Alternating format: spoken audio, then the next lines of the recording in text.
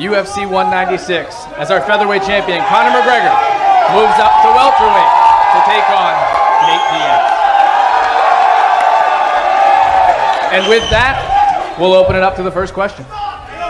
First question. All right. To see you guys, Conor. Start right here. Sorry, go. Conor, what was your involvement in getting this deal done?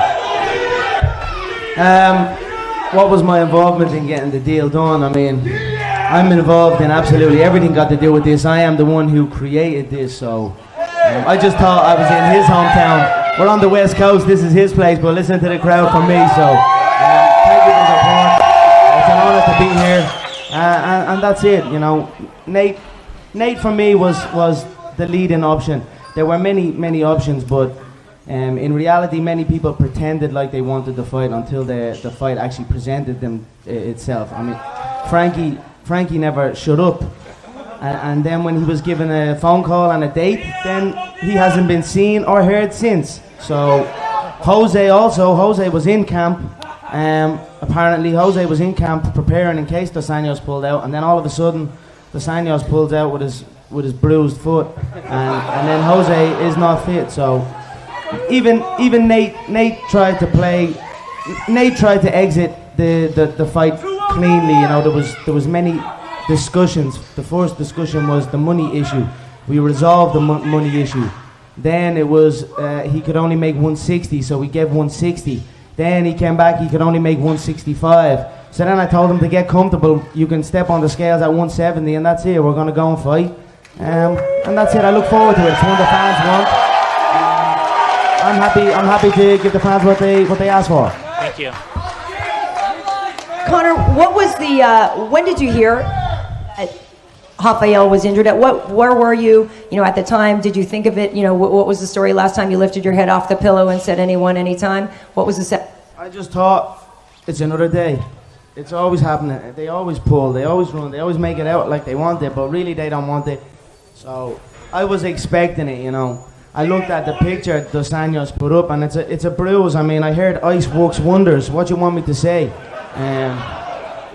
So it was another day. I got a phone call. Hey, guess what? Another guy is out. We have a couple other guys that maybe might be able to get in.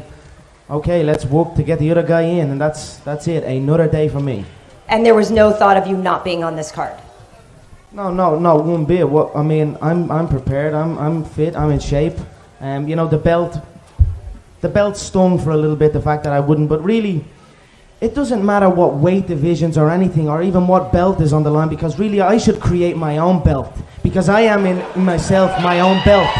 It doesn't matter weight. It doesn't matter if it's a featherweight, the lightweight, the welterweight. It's the McGregor belt. So that's it. I'm fighting for my own belt. And Nate, question for you. Just kind of what kind of fight shape were you in? When you got the call. I know the theory is to stay ready, so you don't have to get ready. What kind of shape were you in? It doesn't matter. I came to fight. They asked me to fight. I said yes from the beginning. So whatever problems they had, I don't know. But I came ready to fight. Any weight class, it didn't matter. So there was no hesitation on my part. I was ready to rock the whole time. I said it months ago. Thank you.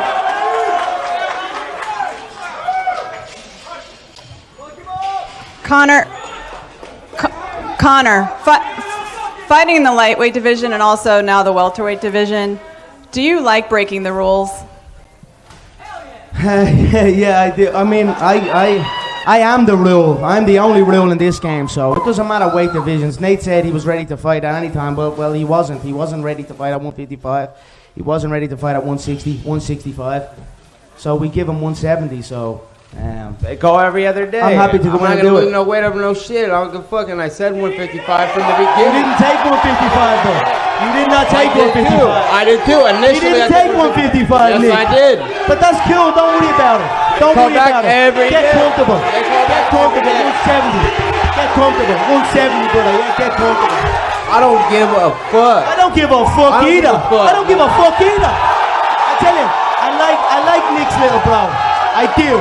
I honestly I like Nick's little bro. You know what I mean? How can you not like him? He's like a little cholo gangster from the hood. But at the same time, But at the same time, he coaches kids jiu-jitsu on a Sunday morning and goes on bike rides with the elderly. He makes gun signs with the right hand and animal balloons with the left hand.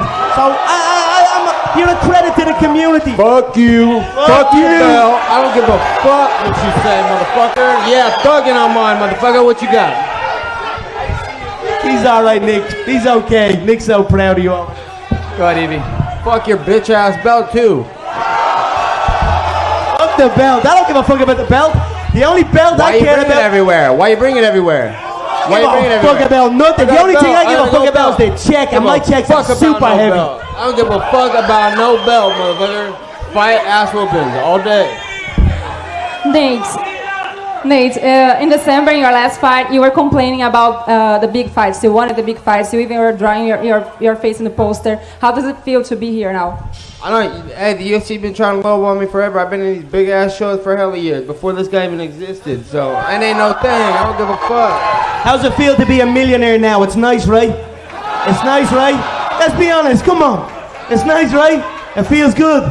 I'll tell you more. You're a millie, but one night only. Gotta fight first. And Conor, you are fighting at welterweight now. Does it change your plans for the rest of the semester? Do you feel like you have to defend your title before facing Dos Anjos for the lightweight title? What do you feel? I don't care about weight. They're all on steroids. The only weight I care about. They're all on steroids. The only weight I care about. Steroids? What are you talking about steroids? Don't be putting my name in steroids. I'm majored against that. Don't put my name in the name of steroids, Nate. The only weight I give a fuck about is the weight of them checks. And my checks are always super heavyweight, so I don't give a shit.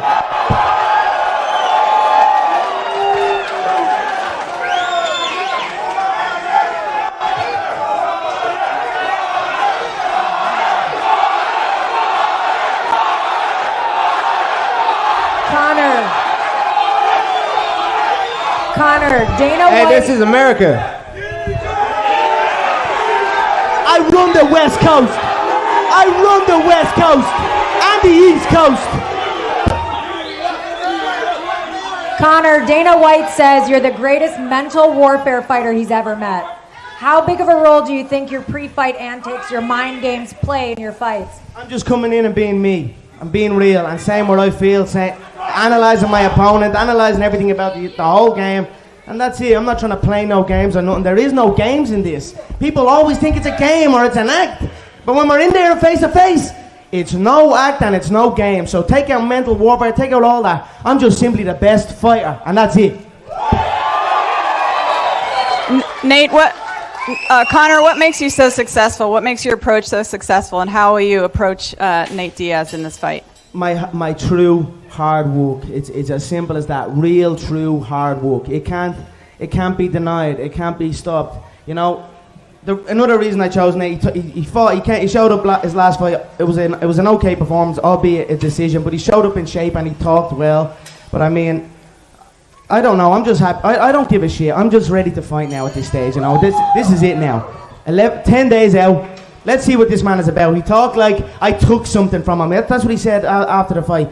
I've taken everything he's worked for, and I work like a motherfucker. I don't get out of shape. He gets out of shape. His fight against Dos Anjos, he looked like he was the skinniest fat guy I've ever seen in my life.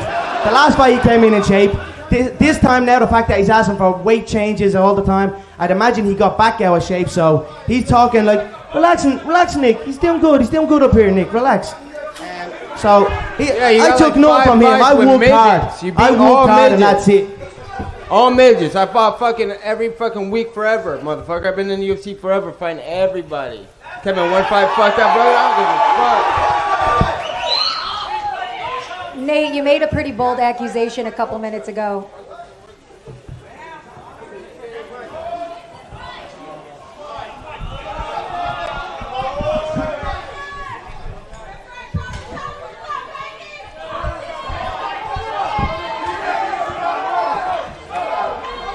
Nate, you made a pretty bold accusation a couple minutes ago.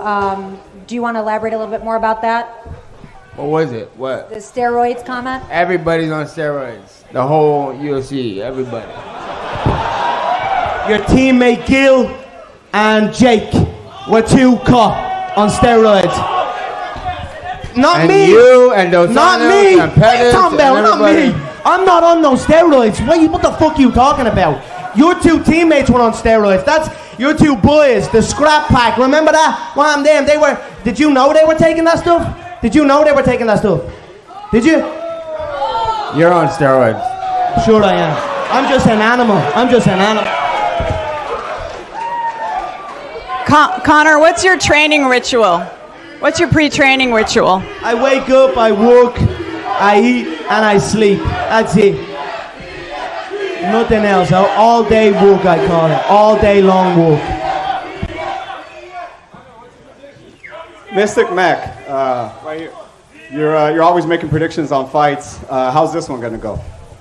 I feel his repetitive foot patterns and his pull motions are too readable, too predictable. He will be too slow in there. The speed will stifle him. His soft body and his lack of preparation, he will not be able to handle the ferocity. So, end of the first, I feel he will be put away. I respect Nate. Don't get me wrong. I do respect Nate. There's a lot of pussies in this game, and he is not one of them. So, don't get me wrong. There's a respect there between us. But it's business in there, and business is business. He will be KO'd inside the fourth round. And Nate, for you, do you have a prediction on how this fight's gonna go?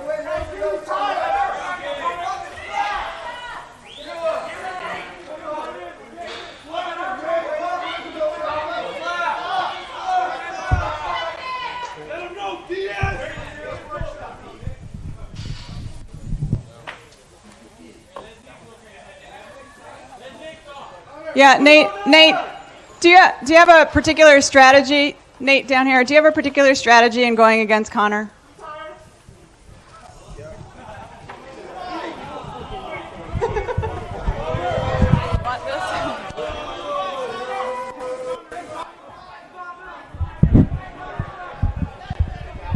Yeah, I'm just gonna kill or be killed. That's what I'm coming with. Nate, your coach said that you said in some interviews that he made a mistake accepting this fight at 170. Why? He said that he made a mistake accepting this fight at 170. Why? A welterweight, sorry. He said in an interview, I don't know, his coach said in an interview that Mcgregor made a mistake accepting this fight at welterweight. I just want to know your opinion. I didn't say that. Your coach, sorry. Nate, do you think you have an advantage being a heavier and taller fighter? I think that I train hard all the time, train to kill, and yeah, I didn't have a fight camp, so. But it's all good though. No, fuck that. I don't give a fuck. I can't kill. I always trying to kill. Don't give it that before the fight. But don't give me that advantage shit for the heavyweight. How many rounds you spar this month? Okay then. Conor, question for you to your right. You said at the beginning of this thing that Nate was your leading pick. He was the guy that you wanted to replace Dos Anjos. Why was that? If you look down well, first of all, everyone went quiet all of a sudden. Everyone wanted it, and then they didn't want it. At least Nate was engaging in the conversation. Everyone else flat out went running. So, I mean, instantly he became the front runner. And that's it. If you're willing, if you're able, and you want to step up and fight, I've got respect for that. You know, like I said, Dos Anjos has a bruise on his foot. Did you see it? It's a bruise. Ice. Ibuprofen. If I jumped under an X-ray, the doctor slapped me and say, "What are you doing, kid? Get out of here. Stop this." You know what I mean? So I don't know. If you show up, you fight, you're in. Congratulations. You did it. You know, most people, when they get that red panty night on me, they ring home to their wife. "Baby, we did it." Nate rings Nick. "Baby, we did it." So I'm happy to give Nate the paycheck. I've said before, he's right. He has been around a long time. He has stepped up and fought. He does deserve that check. When they came back and said that the negotiations were taking place and it was stalling, I said, give him what he wants. Give him what he wants, and let's get him in there. He beat Cowboy, so instantly Cowboy got destroyed by Dos Anjos, and Nate has a win over Cowboy, so that jumped him ahead of that one, and then everyone else went running. So Nate, congratulations, you're rich now. I didn't ask. They called repeatedly for months. So, Conor's congratulations to you, motherfucker, on the show. Thank you, bro. I love I love it. I celebrate the money, mate. Thank you so much. Yeah. Conor, is this a one-time is this a one-time jump up to 170? Is this an introduction to this weight class? Are you just going to skip 155 altogether now? Where's your future at? I'm gonna create my own division, and that's it. Because who cares about weight? Who cares about they sign and they pull. It happens to me time and time and time again. I'm dealing with it my whole career, so I don't care about weight. It makes no difference to me. So wherever it's at, as long as there's an opponent and a date, you'll see me here, and that's it. And then one question for Nate. Nate, you've done a terrific job of selling fights your entire career. What do you think about what Conor's doing right now? Do you appreciate his ability to sell a fight? He's doing his thing.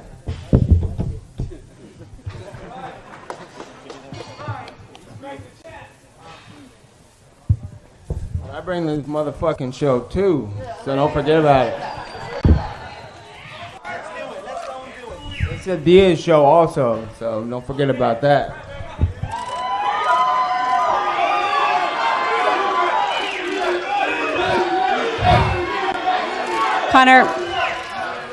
Conor, why have you been so successful at when an opponent pulls out with an injury? You've been so successful in a short period of time and changing the game plan, the mental edge. Why have you been so successful at that? I'd never prepare for opponents. I simply prepare, and when they pull out, it makes no difference to me.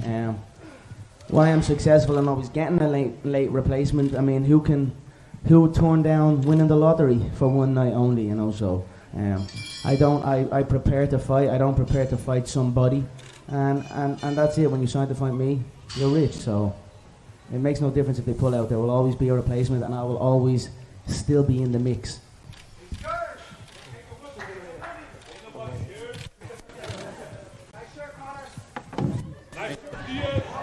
Conor, did promoting this fight just become funner because you're fighting Nate instead of Rafael? I'm just happy. I'm just happy to fight. You know what I mean? I always enjoyed Nick and Nate and their style of fighting. You know, they come to fight, and I like that. So I knew somewhere down the line myself and Nate or myself and Nick would throw down. So in the circumstances, the fact that the second belt is taken, that dampens it a little bit. But definitely now that I'm here, we're going to go face to face. I'm happy. Yeah, I'm enjoying myself, and the fight is going to be a fun contest. You know, the fans will enjoy it. I feel myself and Nate, we have a similar will, but the skill doesn't match the will, and that's where the difference will be. Well, one more question, and this is for Nate. Nate, are you gonna keep this? Are you gonna keep this standing up, or are you gonna test his jiu-jitsu skills against yours? We're gonna fight.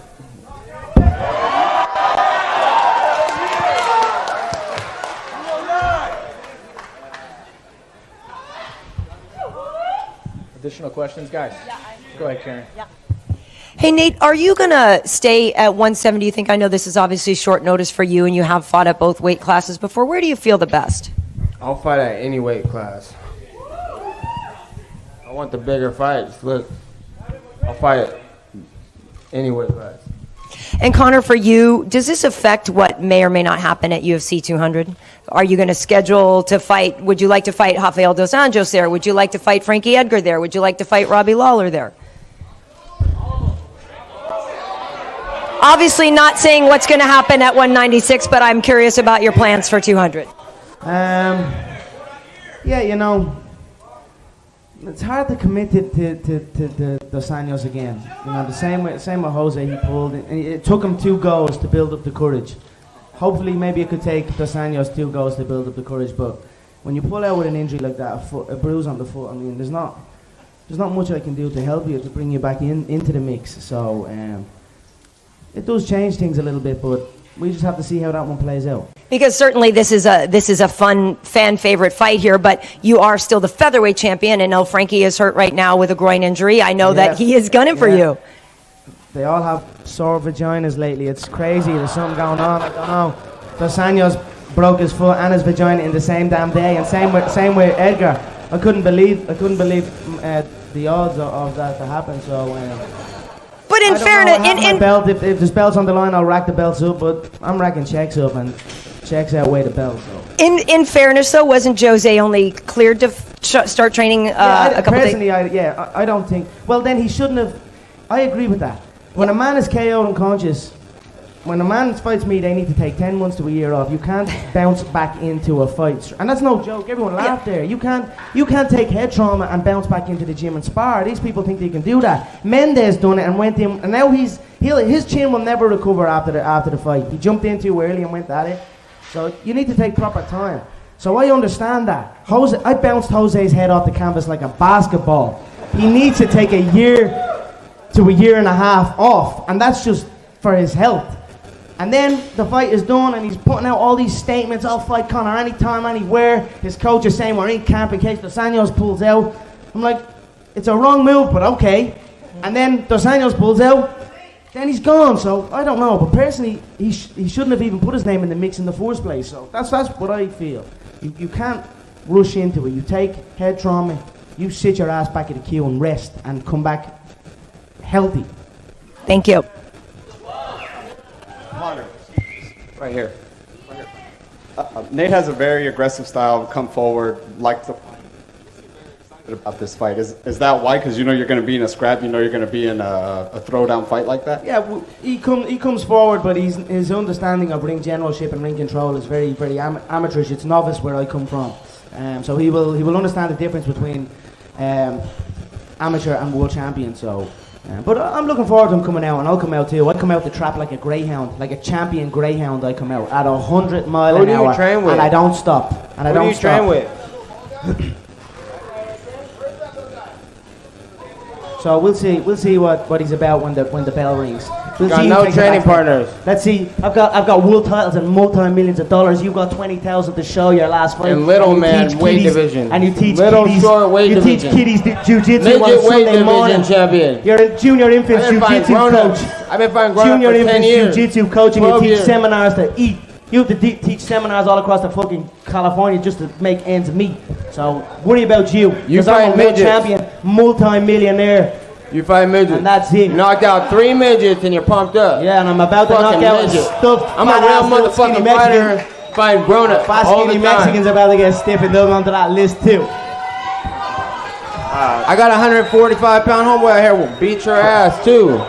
So I don't know what you're talking Conor, about. In your weight class. Rafael obviously has a different style than Nate, much different style. You even taking this fight obviously on short notice. Is there any differences you make going forward from now to the fight? Absolutely none. I prepare to fight.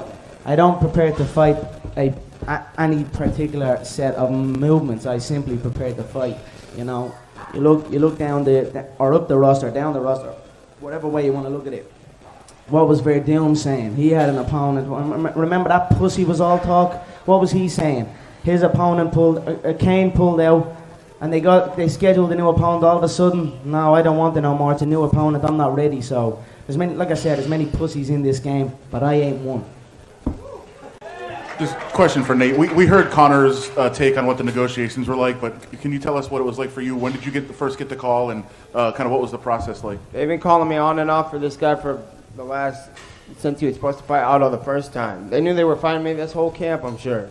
They put out a video of him talking shit on me at the MMA Awards like 2 weeks ago. Did you guys know something already? But I did at UFC 189. But I don't give a fuck. I try to fight everybody all the time anyway. I felt pity on your broke ass. I felt pity on your broke ass. I wanted to make you rich at UFC 189. Yeah, right. They called Megan. They called Megan. Mendez. They're like, Gregor only wants to fight you.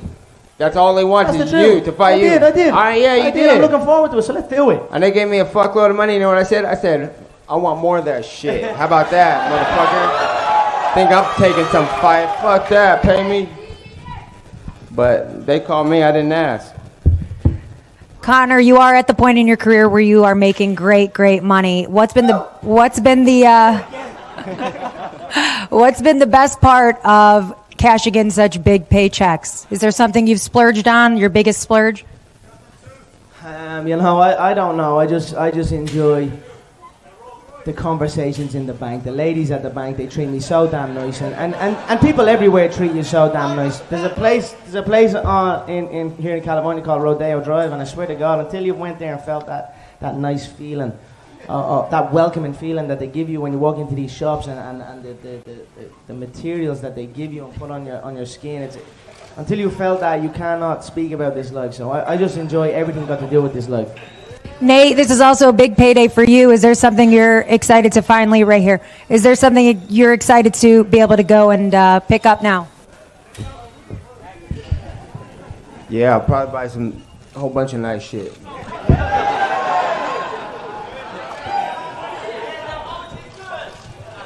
Take a couple more, guys.